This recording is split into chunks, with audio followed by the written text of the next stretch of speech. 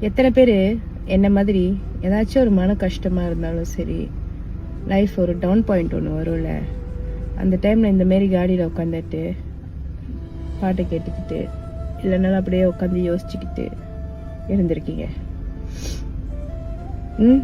இருந்திருக்கீங்களா? நான் இருந்திருக்கேங்க. Sometimes life நம்ம எதிர்பார்த்த மாதிரி நடக்காது. நம்ம ஒன்று நினைப்போம், அது ஒன்று நமக்கு கொடுக்கும்.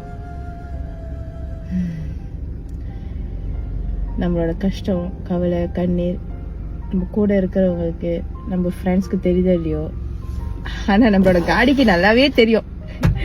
ஆமாம் தானே? பட் எதுவா இருந்தாலும் இதுவும் கடந்து போகும்.